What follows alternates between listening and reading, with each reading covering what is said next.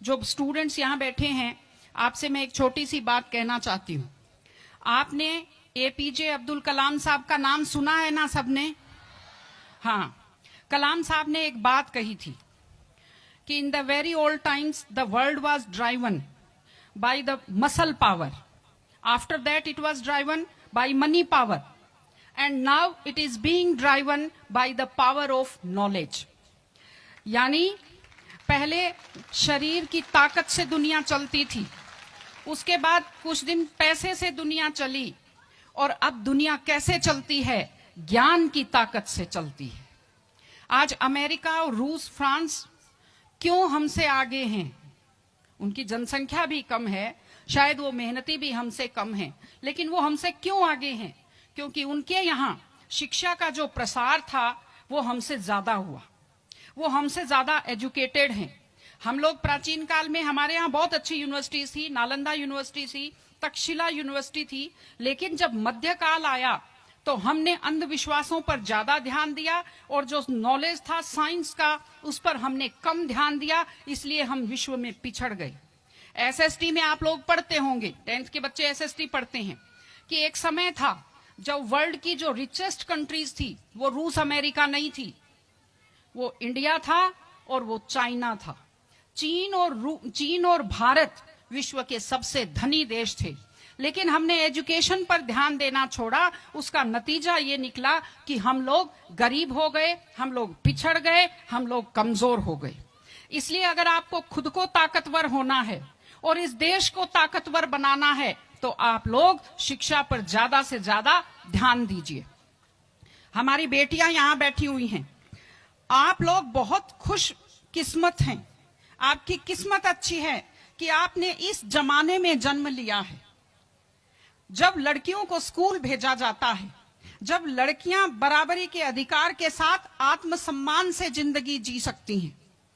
मैं अभी सोफे पर अकेली बैठी हुई थी, फिर उसके बाद शिफा जी आए और फिर उसके बाद संतोष जी आए, तो हमें जगह हमारी बढ़ती गई। मैंने कहा भाई पुरुषों सिंहासन खाली करो, महिलाएं आती हैं।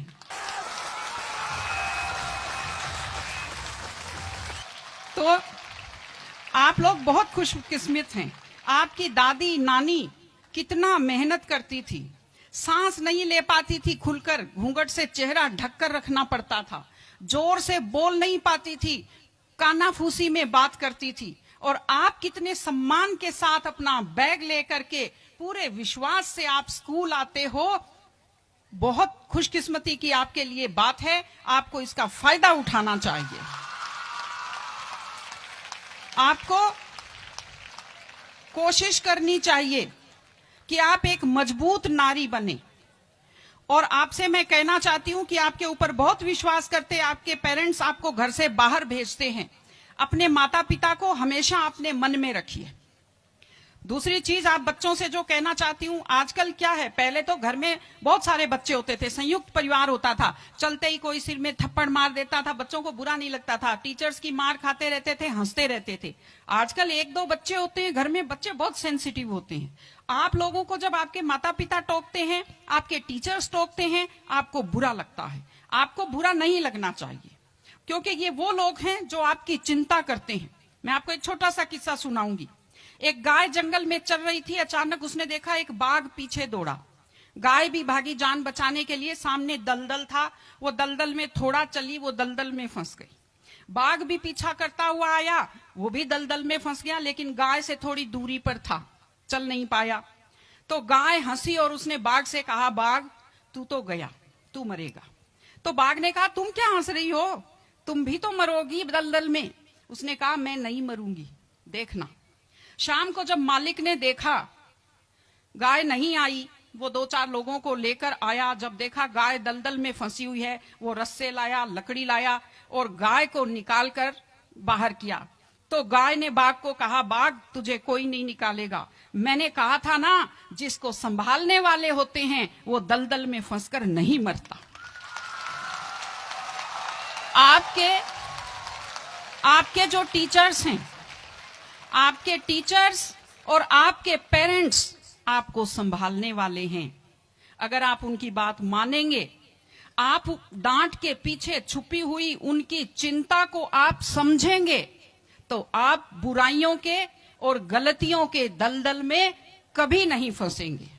इसलिए अपने माता पिता को, विशेषकर अपनी मां का चेहरा अपने दिमाग में रखिए, अपने दिल में रखिए कि वो आपके ऊपर कितना विश्वास करते हैं, वो आपकी कितनी चिंता करते हैं, घर पे आपका इंतजार करते हैं, आपके लिए हमेशा वो दुआएं करते हैं। आपके माता पिता जब मंदिर में जाते हैं खुद के लिए कुछ नहीं मांगते, जब वो बचत करते हैं उस पैसे से खुद के लिए कुछ नहीं खरीदते, वो पैसा आप लोगों पर खर्च करते हैं। उनकी इस चिंता को समझिए, अपने टीचर्स की चिंता को समझिए। मैं आप सबको बहुत शुभकामनाएं देती हूं कि आप लोग, आपकी बुद्धि तीव्र हो, आपका मन बहुत समृद्ध हो, आपका हृदय बहुत संवेदनशील हो। मैं स्कूल को मैं बहुत बहुत शुभकामनाएं देती हूं। टीचर से अपील करती हूं कि व्यक्ति केवल शरीर और दिमाग नहीं होता, एक मन होता है, एक आत्मा होती है। माइंड जो है, mind is sharpened by the knowledge and information.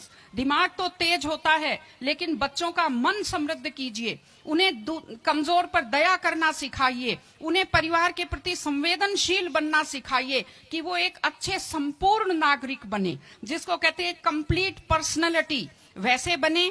मैं स्कूल को, आप सब बच्चों को, आपको ढेर सारी शुभकामनाएं देती हूं। आप अच्छे व्यक्तित्व बने, आप अच्छे नागरिक बने, एक मजबूत परिवार का, मजबूत देश का और एक अच्छे समाज का आप निर्माण करें।